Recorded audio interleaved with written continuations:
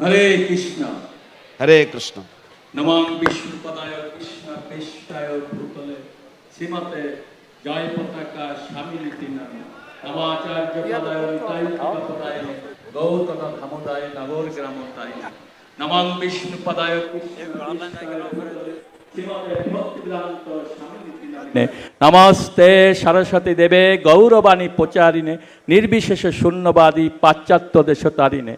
জয় শ্রীকৃষ্ণ চৈতন্য প্রভু নিত্যানন্দ শ্রী অদ্বৈত গদাধর শিবাসাদি গৌর ভক্তবৃন্দ। হরে কৃষ্ণ কৃষ্ণ কৃষ্ণ হরে হরে, হরে রাম রাম রাম হরে হরে।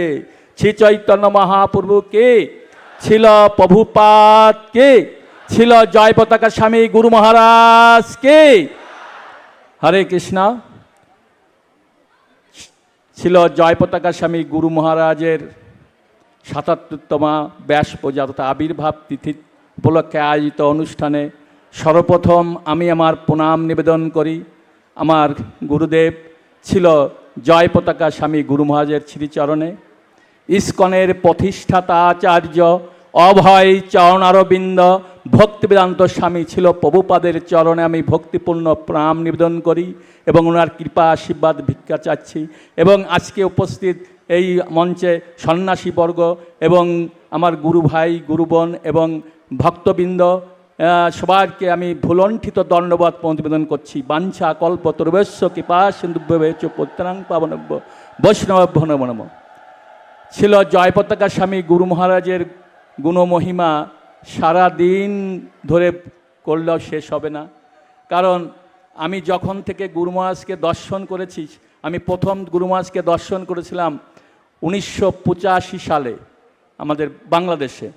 তারপর থেকে যতই দেখি গুরু মহারাজের সম্বন্ধে আমার আর মানে ভাবনার থাকে না। কারণ যতই দেখি ততই আমি উপলব্ধি করতে পারি গুরু মহারাজ সাধারণ কেউ না, স্বয়ং ভগবানের প্রতিনিধি।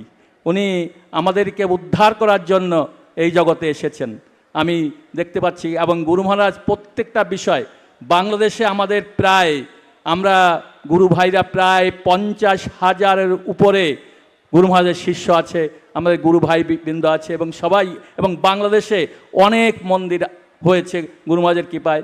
ছিল প্রভুপাদ বাংলাদেশে যেতে পারেননি, কিন্তু ছিল জয় পতাকা স্বামী গুরু মহারাজকে বলেছিলেন তোমার জন্যে বাংলাদেশ রেখে দিয়েছি, তুমি বাংলাদেশে যে প্রচার করো আর বাংলাদেশে তুমি সব সাহায্য সহযোগিতা করবে। আর গুরু মহারাজ বাংলাদেশে উনি যত প্রণামী এই পর্যন্ত পেয়েছেন তা তো দিয়েছেন, আরও কালেকশন করে বাংলাদেশের উনি সবসময় বাংলাদেশে সাহায্য করে থাকেন সব ব্যাপারে। এবং বাংলাদেশে অনেক প্রজেক্ট শুরু হয়েছে, বিভিন্ন প্রজেক্টে গুরু মহারাজ সবসময় ওনার দুহাত এগিয়ে দিয়েছেন। বিশেষ করে নরোত্তম দাস ঠাকুরের আবির্ভাব স্থল এবং বিভিন্ন রকম বিভিন্ন গৌরাঙ্গ মহাপুরুষ পারিষদ বর্গদের যেখানে যেখানে আবির্ভাব তিথি আছে জায়গা আছে সব জায়গাতে গুরু মহারাজ অকাতরে দান করছেন। গুরু মহারাজের এবং বাংলাদেশের যে এখন একটা দৃষ্টিনন্দন মন্দির তৈরি হচ্ছে স্বামীবাগে, আমি ভেবেছিলাম গুরু মহারাজ হয়তো আমাকে বলবেন এ দেশের অবস্থা ভালো না, তুমি মন্দিরটা ছোট করো, কিন্তু না, গুরু মহারাজ বলছেন যে এটা দৃষ্টিনন্দন মন্দির তৈরি করতে হবে। আমি আশীর্বাদ করছি এবং আমি আশীর্বাদ করছি এই মন্দির একসময় সুন্দর আমরা দৃষ্টিনন্দন মন্দির হিসেবে দেখতে পাবো। এই গুরু মহারাজ সবসময় আশীর্বাদ করে যাচ্ছেন এবং সাহায্যের হাতও বাড়িয়ে দিচ্ছেন গুরু মহারাজ। গুরু মহারাজের কৃপা আছে বাংলাদেশের প্রতি, বাংলাদেশ সব জায়গাতে প্রচার এত সুন্দরভাবে হচ্ছে, গুরু মহারাজ করছেন। গুরু মহারাজকে আমি জিজ্ঞাসা করেছিলাম গুরু মহারাজ বাংলাদেশে যে আমি কি করব, তখন বলছিলেন তুমি বাংলাদেশে যেয়ে হরিনাম প্রচার করবে আর গৌরাঙ্গ মহাপ্রভুর পারিষদ বর্গ এবং আমাদের মহাত্মাদের যে আবির্ভাব স্থল আছে সেটা তুমি ডেভেলপ করবে। গুরু মহারাজ সঙ্গে গুরু মহারাজ যে এত ভগবানের প্রতি তার বিশ্বাস, গুরুদেবের প্রতি তার বিশ্বাস, হরিনামের প্রতি তার বিশ্বাস, তা একটা প্রমাণ আমি সংক্ষেপে বলছি। একবার গুরু মহারাজকে নিয়ে আমরা হেলিকপ্টারে গিয়েছিলাম। আমরা সেই পুনাতীর্থ ধাম থেকে আমরা সে কুমিল্লাতে যাব। তো হঠাৎ করে হেলিকপ্টারে একটা সমস্যা হলো। তো হেলিকপ্টারে যখন সমস্যা হয়েছিল আমি দেখেছিলাম গুরু মহারাজ তার গুরুদেবকে স্মরণ করেছিলেন। গুরুদেব পৌঁছিল প্রভুপাদ, গুরুদেব রক্ষা করো, গুরুদেব রক্ষা করো, গুরুদেব রক্ষা করো। আমি গুরু মহারাজকে বলেছিলাম, আপনি গুরু মহারাজ, আপনি প্রভুপাদকে ডাকলেন, তা আপনি তো ভগবানকে ডাকলেন না। বলে গুরুই পারে, গুরুদেবকে ডাকলে গুরুই আমাদেরকে রক্ষা করতে পারে। কি কৃষ্ণকে ডাকলে কৃষ্ণ নাও আসতে পারে, কিন্তু গুরুদেবকে ডাকলে গুরুদেব অবশ্যই কৃষ্ণকে ডেকে এনে আমাদেরকে উদ্ধার করবেন, উনি সেটা বলেছিলেন।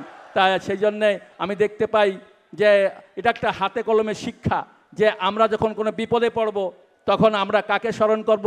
এখানে গুরু মহারাজের প্রায় হাজার হাজার, এখানে অনেক, প্রায় 10-15-20 হাজার শিষ্যরা আছে। আমরা যখনই বিপদে পড়ব তখন গুরুদেবকে স্মরণ করবো, গুরুদেবকে বলবো, হে গুরুদেব তুমি রক্ষা করো, হে গুরুদেব তুমি রক্ষা করো, হে জয়পতাকা স্বামী গুরু মহারাজ তুমি আমাদের রক্ষা করো, তুমি আমাদের রক্ষা করো, তুমি আমাদের রক্ষা করতে পারো। আমরা যদি গুরু মহারাজকে স্মরণ করি, গুরু মহারাজ অবশ্যই পৌপাতকে ডেকে আনবেন এবং পৌপাত কৃষ্ণকে ডেকে এনে আমাদেরকে উদ্ধার করবেন। এই জন্য আজকের দিনে গুরু মহারাজের কাছে আমার প্রার্থনা, গুরু মহারাজ আপনি আমাদের সবাইকে, বাংলাদেশের এত অসুবিধার মধ্যে থাকছি, তবুও আমরা আপনার কৃপা আশীর্বাদ সবসময় পাচ্ছি।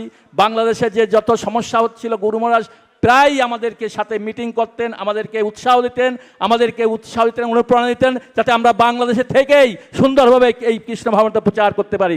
আজকে আমি গুরু মহারাজের কাছে এই তিথিতে আমি প্রার্থনা করি, গুরু মহারাজ আপনি আমাদের কৃপা আশীর্বাদ করবেন, আমরা যেন বাংলাদেশে থেকে আপনার যত শিষ্য সবাই আমরা সুন্দরভাবে বাংলাদেশে কৃষ্ণ ভাবনাটা প্রচার করতে পারি এবং আপনার সেই বাংলাদেশের মুখ উজ্জ্বল করতে পারি, সবাইকে আমরা সুরক্ষিত রাখতে পারে আপনার কৃপায়। এই প্রার্থনা আপনার কাছে, আপনি আমাদের কৃপা আশীর্বাদ করবেন। হরে কৃষ্ণ, জয় শ্রীকৃষ্ণ চৈতন্য প্রভু নিত্যানন্দ, শ্রী অদ্বৈত গদাধর শিবাসাদি গৌর ভক্তবৃন্দ। হরে কৃষ্ণ কৃষ্ণ কৃষ্ণ হরে হরে, হরে রাম রাম রাম হরে হরে। শ্রী চৈতন্য মহাপ্রভু কে, ছিল প্রভুপাদ কে, ছিল জয়পতাকা স্বামী গুরু মহারাজ কে। হরে কৃষ্ণ। ধন্যবাদ সবাইকে।